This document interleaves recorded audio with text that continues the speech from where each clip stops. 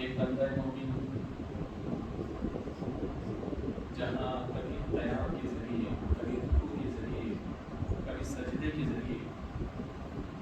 اللہ تبارک و تعالیٰ کی خوشنودی حاصل کرنا چاہتا ہے اور سجدہ ریز ہو کر بندہ رب کو منانے کی کوشش کرتا ہے، اور نماز اللہ تبارک و تعالیٰ کی خوشنودی حاصل کرنے کا ایک اہم ذریعہ ہے اور اسلام کے ارکان میں سے ایک اہم رکن ہے۔ جہاں نماز کے ذریعے بندہ رب تبارک و تعالیٰ کا قرب چاہتا ہے، وہیں اللہ تبارک و تعالیٰ کا قرب حاصل کرنے کا ایک اور ذریعہ وہ زکوٰۃ ہے، اور یہ زکوٰۃ یہ بھی اسلام کے 5 ارکان میں سے ایک رکن ہے۔ تو بندہ مومن زکوٰۃ ادا کرے۔ قرآن میں بار بار اللہ تبارک و تعالیٰ نے اس کا حکم فرمایا، 1-2 بار نہیں، تقریباً 84 مرتبہ 84 ٹائمز اللہ تبارک و تعالیٰ نے زکوٰۃ بندوں کو دینے کا حکم فرمایا، اور جا بجا نماز کے ذکر کے ساتھ ساتھ اللہ تبارک و تعالیٰ نے زکوٰۃ کا ذکر فرمایا۔ آپ سوچیں، ایک باپ اپنے بیٹے کو، ایک بڑا اپنے چھوٹے کو کسی بات پر بار بار تنبیہ کرتا ہے، بار بار حکم دیتا ہے، تو اس کا مطلب یہ ہے کہ اس کام کی اہمیت ہے، اور وہ کام کوئی اہم کام ہے جس کی وجہ سے فیوچر میں اس کا فائدہ ہوگا اور زمانے میں اس کا فائدہ ہوگا۔ اللہ تبارک و تعالیٰ احکم الحاکمین ہے، بندوں کے لیے کیا بھلا ہے اور کیا چیز اچھائی ہے اور کیا اس کی فیوچر کو محفوظ کر سکتی ہے، رب تبارک و تعالیٰ زیادہ جانتا ہے۔ اس لیے اللہ تبارک و تعالیٰ نے بار بار بندوں کو زکوٰۃ دینے کا حکم فرمایا۔ اور زکوٰۃ دینے کے فائدے کیا ہیں؟ معاشرتی فائدے، سوسائٹی میں بہت بڑا امپیکٹ اس کا یہ ہوتا ہے۔ آپ دیکھیں، بعض لوگ بہت زیادہ مالدار ہیں، اللہ تبارک و تعالیٰ نے بہت زیادہ دولت عطا کی، اور بعض بہت زیادہ غریب ہیں، تو اللہ تبارک و تعالیٰ نے ایسا سسٹم رکھا کہ مالدار کو دولت عطا کی، اس کے ذریعے وہ پرسکون زندگی حاصل کرے، لیکن جہاں غریب ہے، جس کے پاس کھانے کے لیے کھانا نہیں ہے، تو اللہ تبارک و تعالیٰ نے زکوٰۃ کو فکس کر کے یہ بتا دیا کہ جہاں تمہارا یہ حق ہے تم کھا کر چین کی نیند سو سکو، وہیں تم غریبوں کا بھی ایک حصہ رکھ کر ان کا خیال کر کے ان کو بھی چین کی نیند سلانے کی کوشش کرو۔ اس طریقے سے کہ اگر یہ سسٹم رائج رہے تو آپ دیکھیں معاشرے سے بہت ساری برائیاں ختم ہو سکتی ہیں۔ ایک چور، کبھی چور پکڑا جاتا ہے، اس سے آپ پوچھیے چوری کیوں کرتا ہے، وہ کہتا ہے کہ کمانے کے لیے کوئی ذریعہ نہیں، کوئی مجھے کچھ دیتا نہیں، کھانے کے لیے گھر پہ کھانا نہیں، اس لیے چوری پر مجبور ہوا۔ ایک عورت جو زناکاری پر اترتی ہے، اس سے پوچھا جائے کہ عموماً آپ دیکھتے ہوں گے کہ وہ یہی کہتی ہے کہ گھر پہ کھانے کے لیے کھانا نہیں، پیٹ نہیں بھرتا، اس لیے زناکاری کے لیے میں آمادہ ہو چکی ہوں۔ اللہ اکبر کبیرہ۔ حالانکہ یہ عذر معقول نہیں ہے، لیکن اگر بندہ مومن اس کی محافظت کرے، غریبوں تک صحیح ڈھنگ سے جو ہے زکوٰۃ پہنچائے اور بیواؤں تک، یتیموں تک زکوٰۃ صحیح ڈھنگ سے پہنچائے، تو یقیناً ساری برائیوں کا خاتمہ خود بخود ہو جائے۔ اور زکوٰۃ کہتے کس کو؟ زکوٰۃ کا معنی آپ دیکھیے، زکوٰۃ کا معنی ایک ہے پاکی کی، پیوریفائی، اور ایک ہے بڑھنے کی، نشو و نما کے معنی میں بھی، یعنی پاکی اور ستھرائی۔ معنی یہ ہے کہ بندہ جب زکوٰۃ ادا کرتا ہے تو اس کے مال میں اللہ تبارک و تعالیٰ پاکیزگی عطا کرتا ہے، اور اس کے مال میں طہارت عطا فرماتا ہے کہ ساری مال کی گندگی وہ دور ہو جاتی ہے اور مال اس کا محفوظ ہو جاتا ہے۔ اور جب بندہ مال ادا کرتا ہے تو اللہ تبارک و تعالیٰ اس مال کو بڑھاتا ہے، نشو و نما عطا فرماتا ہے، تو اس میں برکتیں آتی ہیں۔ یعنی دونوں معنی زکوٰۃ پر فٹ ہوتے ہیں، چاہے وہ زکوٰۃ ادا کرے تو اس کے مال میں پاکیزگی بھی آتی ہے، طہارت بھی آتی ہے، اور مال ادا کرے تو اللہ تبارک و تعالیٰ اس کے مال میں برکتیں عطا فرماتا ہے اور اس کے مال کو اور بڑھاتا ہے۔ بے شمار فوائد اللہ تبارک و تعالیٰ نے قرآن مجید میں ہی ذکر فرما دیا۔ سب سے بڑا فائدہ جو زکوٰۃ ادا کرتا ہے تو اس کے لیے یہ ہے کہ اس کے لیے اللہ تبارک و تعالیٰ ہدایت مقدر فرما دیتا ہے۔ اللہ تعالیٰ قرآن مجید میں ارشاد فرماتا ہے هدى وبشرى للمؤمنين الذين يقيمون الصلاة ويؤتون الزكاة وهم بالآخرة هم يوقنون. یعنی ہدایت ہے اور خوشخبری ہے کس کے لیے؟ مومنین کے لیے. کون مومنین؟ اللہ تعالیٰ فرماتا ہے جو نماز ادا کرتے ہیں، زکات دیتے ہیں اور آخرت پر ایمان رکھتے ہیں. آپ سوچیں کہ 3 باتیں ہیں، نماز ادا کرنا، زکات ادا کرنا اور آخرت پر ایمان رکھنا. یہ ایسی چیز ہے کہ جو یہ کرے اللہ تعالیٰ فرماتا ہے کہ اس کے لیے ہدایت ہے اور جنت کی خوشخبری ہے. کیا ہدایت معمولی چیز ہے کہ جس پر ہدایت اللہ تعالیٰ کی ہدایت آ جائے اور ہدایت یافتہ ہو جائے تو یقیناً دنیا بھی اس کی کامیابی ہے اور آخرت بھی کامیابی ہے. اللہ جس کو ہدایت دے اس کے باوجود اگر وہابیت کا کتنا بھی بڑا فتنہ اس پر پنجہ گاڑنے کی کوشش کرے، قادیانیت کا کتنا بھی بڑا فتنہ اور قتل رسول پر قدغن لگانے کی کوشش کرے، اور وہ مہدویت کا ظاہری جو فتنہ جو فلاں شخص جس نے دعویٰ کیا ہے، کوئی بھی فتنہ ہو، اللہ جب ہدایت عطا کرے تو اسے کوئی چیز بھی جو ہے اپنے راستے پر ٹھکا نہیں سکتی اور راستے سے اسے ہٹا نہیں سکتی. اور ایک جگہ اللہ تبارک و تعالیٰ نے فرمایا اولئک هم المهتدون. یہ ساری چیزیں جو کرتے ہیں، نماز ادا کرتے ہیں، زکات ادا کرتے ہیں، اللہ نے فرمایا وہ ہدایت یافتہ ہے. جسے ہدایت مل گئی تو یقیناً وہ جنتی ہے. دنیا میں کوئی چیز کوئی بھی کتنا بھی بڑا فتنہ ہو اسے نقصان نہیں پہنچا سکتی. یقیناً جب ہدایت یافتہ ہو کر دنیا سے گیا یقینی طور پر وہ جنتی ہو جائے. اور دوسرا فائدہ زکات کا کہ اللہ تعالیٰ فرماتا ہے وَرَحْمَتِي وَسِعَتْ كُلَّ شَيْءٍ فَسَأَكْتُبُهَا لِلَّذِينَ يَتَّقُونَ وَيُؤْتُونَ الزَّكَاةَ وَالَّذِينَ هُمْ بِآيَاتِنَا يُؤْمِنُونَ. کہ اللہ تبارک و تعالیٰ فرماتا ہے کہ میری رحمت ہر چیز کو گھیرے ہوئے، کنٹرول کیے ہوئے، اور میں نے اپنی رحمت کو لازم کر لیا ہے. کس کے لیے؟ للذین یتقون. وہ جو تقوی اختیار کرتے ہیں، پرہیزگاری اختیار کرتے ہیں، وہ یؤتون الزکاۃ، اور جو زکات ادا کرتے ہیں، اور والذین هم بآیاتنا یؤمنون، اور میری آیتوں پر جو ایمان رکھتے ہیں. یہاں بھی 3 چیزیں اللہ تعالیٰ نے فرمائی کہ ایک جو ہے وہ جو ہے متقی پرہیزگار، دوسرا وہ شخص جو زکات ادا کرتا ہے، تیسرا جو اللہ کی آیتوں پر ایمان رکھتا ہے، قرآن پر ایمان رکھتا ہے. تو اللہ تبارک و تعالیٰ کے اس فرمان کے مطابق ان 3 ذات پر اللہ کی رحمتیں جھوٹ جھوٹ کر برستی ہیں. اور جہاں رحمت برسے تو آپ سوچیں وہاں مصیبت نہیں آ سکتی. جہاں رحمت اللہ کی برسے وہاں زحمت نہیں ہو سکتی. جہاں اللہ کی رحمت برسے وہاں کسی کو کوئی ٹینشن نہیں ہو سکتا.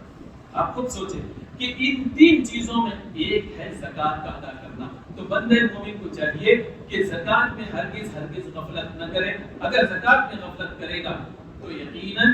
اسے دنیا اور آخرت میں خسارہ ہی خسارہ ہے. اور یہاں تک فرمایا گیا، اللہ تعالیٰ نے فرمایا ان الذين آمنوا وعملوا الصالحات واقاموا الصلاة وآتوا الزكاة لهم اجرهم عند ربهم ولا خوف عليهم ولا هم يحزنون. اس آیت کریمہ میں واضح طور پر اللہ تعالیٰ نے فرما دیا مومنین جو ایمان لائے، عمل صالح کیے اور نماز کو ادا کیا، زکات کو انہوں نے ادا کی، تو اللہ تعالیٰ فرماتا ہے ان کے لیے سب سے پہلی چیز تو یہ ہے کہ اللہ کے یہاں بڑا اجر ہے. اور دوسری چیز یہ ہے کہ ولا خوف علیہم ولا هم يحزنون. نہ دنیا میں کوئی خوف و غم ہے، نہ ہی آخرت میں کوئی خوف و غم ہے. سب سے بڑی چیز اگر دنیا میں ہے، کہیں حکومت کا خوف ہے، کہیں دولت کا خوف ہے، کہیں کسی اور چیز کا ٹینشن ہے، لیکن اللہ تعالیٰ فرماتا ہے کہ عمل صالح کرو، نماز ادا کرو، زکات ادا کرو، تو اللہ تبارک و تعالیٰ دنیا میں بھی تمہیں ٹینشن اور خوف سے دور فرما دے گا، اور آخرت میں بھی جو ہے عذاب کے ٹینشن سے، خوف سے تمہیں دور فرما دے گا. اس سے بڑھ کر اور کیا چیز چاہیے؟ ہم آج جو ہے اس ملک ہندوستان میں سب سے بڑی چیز جس کے سائے میں ہم زندگی گزار رہے ہیں وہ خوف کے سائے میں. تو ہمیں چاہیے کہ ہمیں ایمان کے ساتھ ساتھ عمل صالح کرنے کی کوشش کریں، اور اس کے ساتھ ساتھ جو ہے بندہ مومن کو چاہیے کہ اللہ کا خوف دل میں پیدا کرے. تو انشاءاللہ تبارک و تعالیٰ کہ اس خوف کی وجہ سے بندہ مومن زکات بھی ادا کرے گا، نماز بھی ادا کرے گا، اور اس کی وجہ سے اللہ تبارک و تعالیٰ اس کی دنیا کو بھی ثواب دے گا اور آخرت کو بھی ثواب دے گا. اور سب سے بڑا فائدہ جو بندہ مومن زکات دینے کے بعد اسے جو فائدہ حاصل ہوتا ہے وہ کیا ہے؟ اللہ تعالیٰ فرماتا ہے وَأَقِيمُوا الصَّلَاةَ وَآتُوا الزَّكَاةَ وَمَا تُقَدِّمُوا لِأَنفُسِكُم مِّن خَيْرٍ تَجِدُوهُ عِندَ اللَّهِ. تم نماز ادا کرو اور زکات ادا کرو، اس سے فائدہ کیا ہوگا؟ وما تقدموا لانفسکم، جو کچھ تم بھیجو گے تجدوه عند اللہ، اللہ تبارک و تعالیٰ کے یہاں تم پاؤ گے۔ مثال کے طور پر آپ اپنی دولت کو بینک بیلنس کرتے ہو، فکس ڈپوزٹ میں آپ رکھتے ہو، وجہ کیا ہے؟ تاکہ فیوچر میں کوئی آپ کو نقصان نہ ہو اور ضرورت پڑے تو آپ اس سے فائدہ اٹھائیں۔ یعنی ایک انسان کے بینک بیلنس کرنے کا مقصد بار فیوچر کا فائدہ ہے۔ اگر بندہ مومن زکات ادا کر کے، نماز ادا کر کے اس سے جو اجر ہے آگے بھیجے گا، اللہ تعالیٰ فرماتا ہے کہ بروز قیامت جہاں ہر کوئی پریشان ہوگا، اللہ تبارک و تعالیٰ کے یہاں تم اس اجر کو پاؤ گے۔ اور حدیث کے مفہوم کے مطابق کہ بندہ تھوڑا سا اجر بھیجتا ہے آخرت میں، لیکن بروز قیامت جب اپنے اجر کو دیکھے گا وہ پہاڑ سے بھی زیادہ بلند ہوگا، رب سے عرض کرے گا مولا تبارک و تعالیٰ اتنا اجر تو میں نے کیا نہیں۔ اللہ تعالیٰ فرمائے گا کہ کیا تو تھوڑا ہی تھا، لیکن میں نے اس کو اتنا بڑا دیا ہے تاکہ آخرت میں تجھے کام آ سکے۔ تو بندہ دنیا میں اجر کرتا ہے تو اللہ تبارک و تعالیٰ اسے خوب سے خوب سر اجر عطا فرماتا ہے۔ اور اس سے بڑھ کر ایک فائدہ یہ ہے کہ بندہ جب زکات ادا کرتا ہے، رسول اللہ صلی اللہ علیہ وسلم کی دعا کا مستحق ہو جاتا ہے۔ اللہ تعالیٰ فرماتا ہے قرآن مجید میں، خذ من اموالهم صدقة تطهرهم وتزكيهم بها وصل عليهم ان صلاتك سکن لهم۔ اے حبیب، لوگوں سے زکات وصول کیجیے، کہ مفسرین فرماتے ہیں یہ صدقہ سے مراد زکات ہے، کہ آپ لوگوں سے زکات وصول کیجیے جو صاحب نصاب ہیں۔ اس سے فائدہ کیا ہوگا؟ کہ اور فرماتا ہے اپنے حبیب سے تطہرهم وتزکیہم بها، اور زکات لے کر ان کے مال کو بھی پاک کیجیے، ان کے تزکیہ نفس بھی کیجیے۔ وصلی علیہم، اتنا ہی نہیں، انہوں نے زکات تو دے دیا، تم نے انہیں پاک کر دیا، نفس کو بھی پاک کر دیا، اور سب سے بڑی چیز کیا ہے؟ ان کے لیے آپ دعا فرمائیں، اور دعا فرمانے سے انہیں کیا اثر ہوگا؟ ان صلاتک سکن لہم، سب سے بڑی خوشی انہیں یہ ہوگی کہ آپ کی دعا کی وجہ سے ان کے دل کو سکون آ جائے گا، قرار آ جائے گا۔ اس آیت کریمہ میں اللہ تبارک و تعالیٰ نے کئی ایک فائدے زکات کے بیان فرمائے کہ سب سے بڑا فائدہ یہ ہے مال کی پاکیزگی حاصل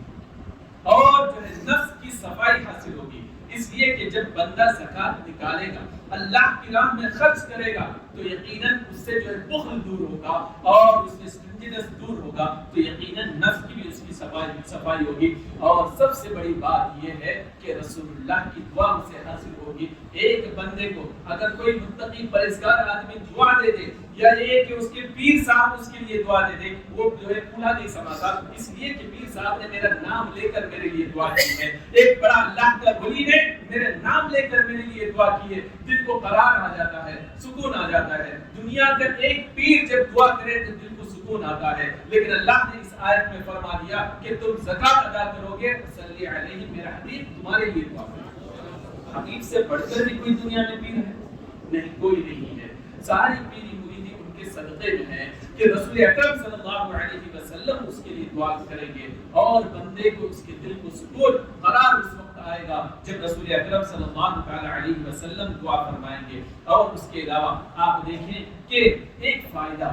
یہ تو جتنے بھی تھی آدمی کی دنیاوی فائدے، اخروی فائدے، سب کچھ تھی، دل کا سکون تھا، رسول اکرم صلی اللہ علیہ وسلم کی دعائیں تھی، اور اللہ کی رحمت تھی، اور رب تبارک و تعالیٰ کی جانب سے ہدایت تھی۔ اور اس کے علاوہ بندے مومن کو کیا فائدہ حاصل ہوگا؟ تو قرآن مجید میں اللہ تبارک و تعالیٰ ارشاد فرماتا ہے، وما آتیتم من ربا لیربو فی اموال الناس فلا یربو عند اللہ وما آتیتم من زکاۃ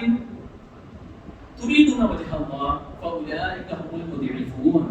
اللہ تعالیٰ فرماتا ہے کہ تم جو لوگوں میں ربا لیتے ہو، سود، انٹرسٹ لیتے ہو ایک دوسرے کو، تو اللہ تعالیٰ فرماتا ہے فلا یربو عند اللہ، اللہ کے وہ بڑھتا نہیں، نہ اس کا کوئی ثواب ہے نہ وہ بڑھتا ہے۔ لیکن جو بندہ زکات ادا کرتا ہے تو اللہ تعالیٰ فرماتا ہے وما آتیتم من زکاۃ تریدون وجہ اللہ، جو اللہ کی رضا کے لیے زکات ادا کرتا ہے تو اللہ تعالیٰ فرماتا ہے اولئک هم المضعفون، تو اللہ تبارک و تعالیٰ اس کو کئی گنا بڑھا دیتا ہے۔ اب بڑھانے میں دنیا میں جو ہے دولت کی بڑھوتری بھی ہے اور آخرت کا ثواب بھی ہے، ہر چیز اللہ تبارک و تعالیٰ بڑھا دیتا ہے۔ اور اتنا ہی نہیں، صاف طور پر اللہ تبارک و تعالیٰ نے اس کی برکت کو قرآن مجید میں بیان فرما دیا۔ ایک تو بڑھنا یہ ہے کہ بندہ زکوٰۃ ادا کرتا ہے تو اللہ تبارک و تعالیٰ نے اس کے اجر کو بڑھا دیا۔ ایک بڑھانا یہ ہے اجر کے ساتھ ساتھ اس کی دولت میں اللہ تعالیٰ برکت عطا فرماتا ہے۔ لیکن کبھی ایسا بھی ہوتا ہوگا، آپ نے دیکھا ہوگا کوئی تاجر ہوگا کہ سیزن میں جو ہے وہ دولت زیادہ کما لیتا ہوگا، لیکن ان سیزن ہو اتنی کمائی نہیں اس کی ہوتی ہوگی، لیکن جو زکوٰۃ ادا کرتا ہے تو اللہ تبارک و تعالیٰ ہر حال میں اسے برکت عنایت فرماتا ہے۔ قرآن مجید میں اللہ تعالیٰ فرماتا ہے کہ وَمَثَلُ الَّذِينَ يُنفِقُونَ أَمْوَالَهُمُ ابْتِغَاءَ مَرْضَاتِ اللَّهِ وَتَثْبِيتًا مِنْ أَنفُسِهِمْ كَمَثَلِ جَنَّةٍ بِرَبْوَةٍ أَصَابَهَا وَابِلٌ فَآتَتْ أُكُلَهَا ضِعْفَيْنِ فَإِن لَّمْ يُصِبْهَا وَابِلٌ فَطَلٌّ وَاللَّهُ بِمَا تَعْمَلُونَ بَصِيرٌ۔ یعنی وہ دولت جو اللہ کی راہ میں خرچ کیا جائے، یہ شرط اللہ تعالیٰ نے رکھیاں کہ ابتغاء مرضات اللہ، ہر چیز میں چاہے آدمی روزہ رکھے، چاہے مال خرچ کرے، زکوٰۃ دے، کہ اللہ کی رضا کے لیے ہو، تو اللہ تعالیٰ فرماتا ہے اس کی مثال کمثل جنت، اس جو ہے باغیچے کی مثال ہے کہ بربوۃ اصابها وابل، کہ وہ جو ہے پہاڑ کے اوپر پورا باغ بسا ہوا ہے، اور جو ہے اس میں اللہ تعالیٰ فرماتا ہے فَآتَتْ أُكُلَهَا ضِعْفَيْنِ، اس میں خوب بارش ہوتی ہے تو اس بارش کی وجہ سے اللہ تبارک و تعالیٰ ضِعْفَيْن ڈبل جو ہے اس میں پھل فروٹ عنایت فرماتا ہے۔ اور اگر بارش نہ ہو تو کیا ہوگا؟ بارش ہو تو ڈبل ہو جاتا ہے، لیکن بارش نہ ہو تو پھل کی حالت کیا ہوگی؟ تو اللہ تعالیٰ فرماتا ہے فَإِن لَّمْ يُصِبْهَا وَابِلٌ فَطَلٌّ، اور اگر بارش بھی نہ ہو، پہاڑ کے اس جگہ اس پہاڑ پر ہونے کی وجہ سے اللہ تبارک و تعالیٰ شبنم ضرور برساتا ہے، اور اس شبنم کی وجہ سے باغ جو ہے خوب پھلے گا پھولے گا، اور اس کی وجہ سے اسے کوئی نقصان نہیں ہوگا، کہ اللہ تبارک و تعالیٰ اس میں برکت عطا فرمائے گا۔ اس مثال میں آپ دیکھیں کہ اللہ تبارک و تعالیٰ نے زکوٰۃ کی مثال کو بیان فرمائی کہ اس کی مثال ایسی ہے کہ ایک باغ ہو، وہ باغ جو ہے پہاڑ کے دامن میں ہو، چونکہ پہاڑ کے دامن میں بارشیں خوب ہوتی ہے، اگر خوب بارش ہو جائے تو پھل خوب زیادہ ہوتا ہے، وہ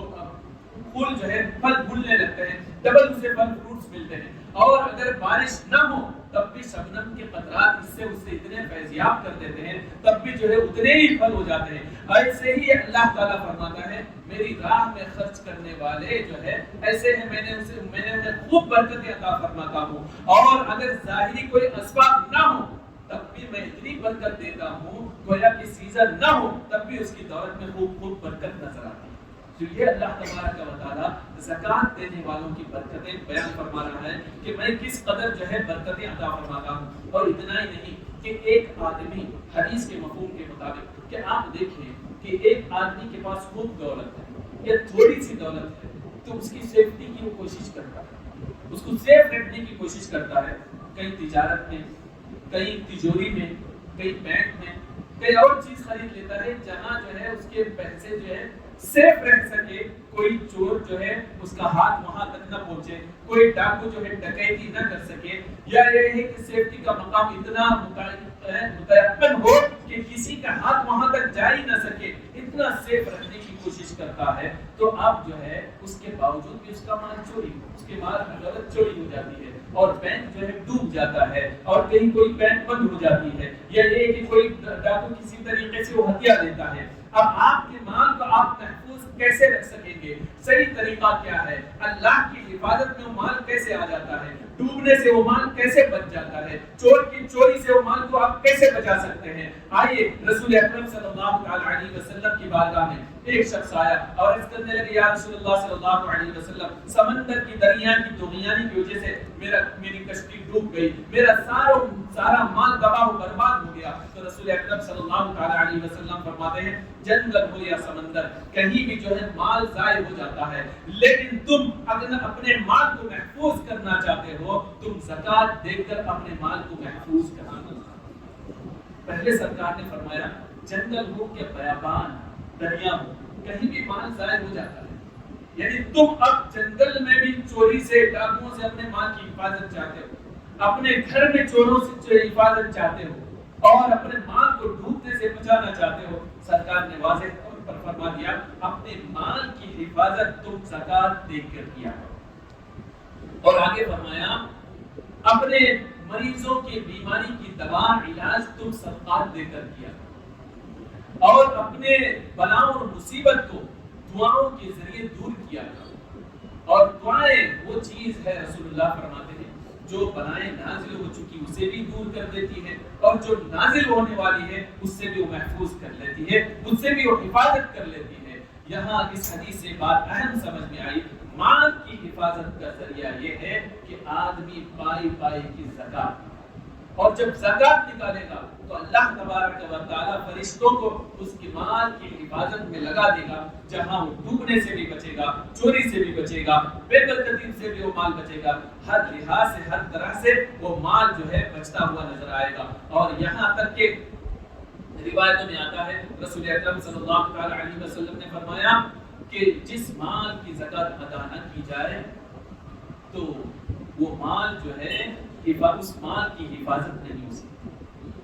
تو بندے مومن کو اپنی مال کی فکر کرنی ہے، حفاظت کی کوشش کرنی ہے، تو سب سے بڑی چیز یہ ہے کہ وہ بندہ مومن یہ کرے کہ اپنی مال کی حفاظت جو ہے زکات دے کر کرے،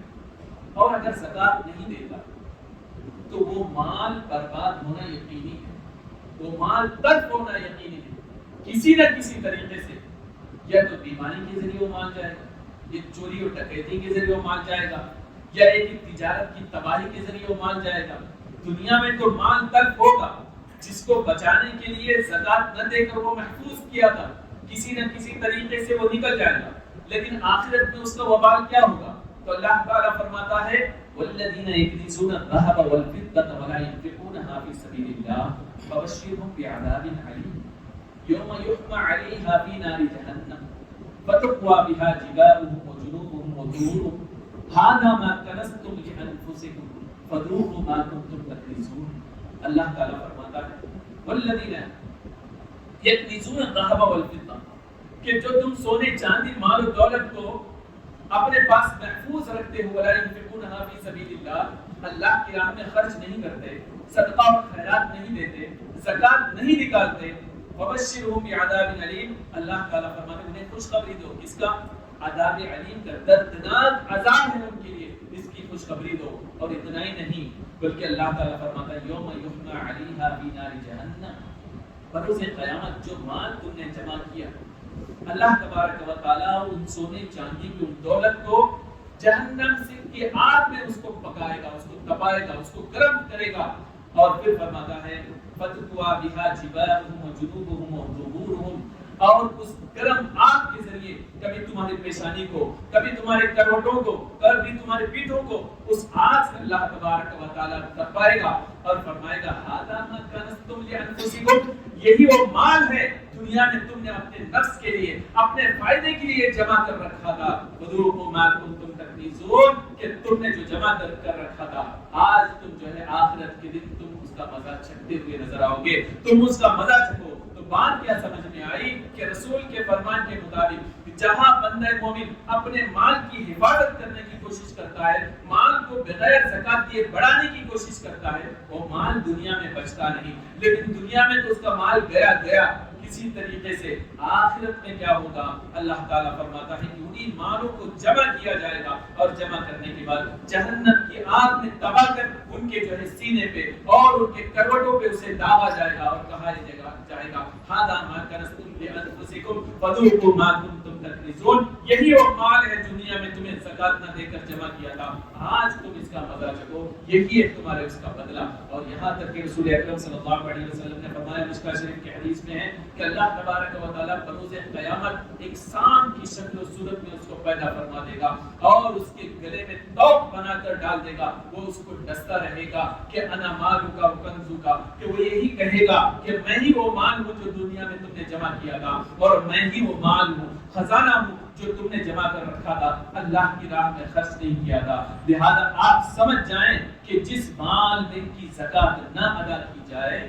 اس میں نہ دنیا میں خیر ہے نہ ہی آخرت میں خیر۔ اب زکات آدمی کبھی ایسا ہوتا ہے کہ تھوڑی سی زکات نکال دیا، 1 لاکھ کی زکات ہے لیکن زکات نکالا 50,000، اور اس کے ذہن میں یہ بات ہوتی ہے کہ کچھ تو میں نے نکالا۔ تو میں آپ کو بتاتا چلوں کہ حدیث کے مفہوم کے مطابق آدمی تھوڑی سی زکات نکالے گا اور بچے گا، رسول اکرم صلی اللہ تعالی علیہ وسلم فرماتے ہیں کہ یہ مال اس کو بھی ہلاک کر دے گا،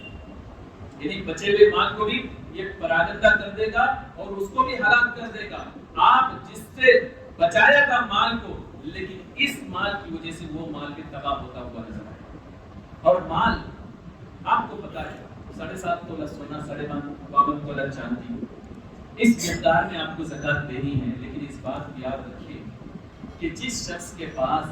نہ سونا ہے نہ چاندی ہے، لیکن 47,000 اس کے پاس اتنا ہے کہ پورا سال اس پر گزر گیا، تب بھی اس پر زکات واجب ہے۔ ایسا نہیں کہ سونا اور چاندی ہونا ضروری ہے، بلکہ اتنا مال آپ کے پاس ہے 47,000، اس کو سال گزر جائے تو آپ پر جو ہے اس پر بھی زکات واجب ہے، اور دوسرا جو بینک بیلنس ہے اس پر تو واجب ہی ہے۔ لہذا ایک ایک پیسے کی آپ زکات نکالنے کی کوشش کریں، ذہن سے اس بات کو نکال دیں کہ میرا مال کم ہو جائے گا۔ یقیناً مال کم نہیں ہوگا، اللہ نے فرما دیا کہ اس کو بڑھا دے گا۔ اس پر ایمان رکھیں تو یقیناً دنیا میں اللہ تبارک و تعالیٰ اس دولت میں برکت عطا کرے گا، اس کو بڑھا دے گا، اور قیامت میں بھی جو ہے ثواب کے لحاظ سے بھی اس کو اللہ تعالیٰ بڑھا دے گا۔ یقین رکھیں، اگر یقین رکھ کے زکات نکالیں گے تو وہ فائدہ ہوگا، اور دل میں بوجھ رکھ کر اگر زکات نکالیں گے تو اس کا فائدہ نہیں ہوگا۔ رسول اکرم صلی اللہ علیہ وسلم نے فرمایا، ابو داؤد کی حدیث ہے، 3 باتیں جس شخص کے اندر پائی جائے، ایمان کی حلاوت کو، مٹھاس کو پالے۔ ایمان کی حلاوت اگر پا جائے بندہ تو اب اسے نماز کے لیے دعوت دینے کی ضرورت نہیں ہے، قرآن پڑھنے کے لیے بولنے کی ضرورت نہیں ہے، عبادت میں ذوق و شوق دلانے کی ضرورت نہیں ہے۔ ایمان کی چاشنی کی وجہ سے، ایمان کی مٹھاس کی وجہ سے وہ مسجد کی طرف کچن کچن کھینچتا ہوا نظر آئے گا، اور ذوق عبادت اس کے اندر نظر آئے گی، اور عبادت میں شوق اس کے اندر نظر آئے گا۔ رسول اللہ فرماتے ہیں کہ 3 باتیں جس کے اندر پائی جائیں اس میں جو ہے اللہ تعالیٰ ایمان کی حلاوت پیدا فرما دیتا ہے۔ پہلی بات یہ ہے کہ خالص اللہ کے لیے عبادت کرے، اور دوسری بات یہ ہے کہ اللہ کے سوا کسی کو شریک نہ کرے، یعنی لا الہ الا اللہ پر کامل طور پر اس کا ایمان ہو۔ اور تیسری چیز رسول اللہ نے فرمایا، اپنے مال کی زکات خوشی خوشی ادا کرے، اور نہ ہی رسول اللہ فرماتے ہیں نہ ہی گھٹیا چیز ادا کرے نہ ہی عمدہ۔ اللہ تبارک و تعالی نہ ہی تم سے عمدہ چیز طلب کر رہا ہے نہ ہی گھٹیا چیز طلب کر رہا ہے، تم سے درمیانی چیز تم سے طلب کر رہا ہے۔ لہذا اس حدیث سے ایک بات یہ بھی سمجھ میں آئی، زکات میں گھٹیا چیز نہ ادا کریں، اور اگر تم اعلیٰ چیز ادا کر سکتے ہو تو کرو، نہیں تو کم سے کم اوسطاً چیز تم ضرور ادا کرو۔ تو اس سے ایک بات سمجھ میں آئی، ایمان کی حلاوت پانے کے لیے جہاں عبادت ضروری ہے، جہاں لا الہ الا اللہ پر ایمان ضروری ہے، وہی رسول اللہ نے تیسری چیز فرمائی، خوشی خوشی تم زکات ادا کرو تو اللہ تبارک و تعالیٰ ایمان کی حلاوت کو تمہارے دل میں ڈال دے گا۔ اللہ تبارک و تعالیٰ سے دعا ہے کہ اللہ تبارک و تعالیٰ ہمیں صحیح ڈھنگ سے زکات ادا کرنے کی توفیق عطا فرمائے، اور اللہ تبارک و تعالیٰ ہماری عبادتوں کو قبول فرما۔ استغفر اللہ ربی من کل ذنب واتوب الیہ، وآخر دعوانا ان الحمد للہ رب العالمین۔ ایک اعلان سماعت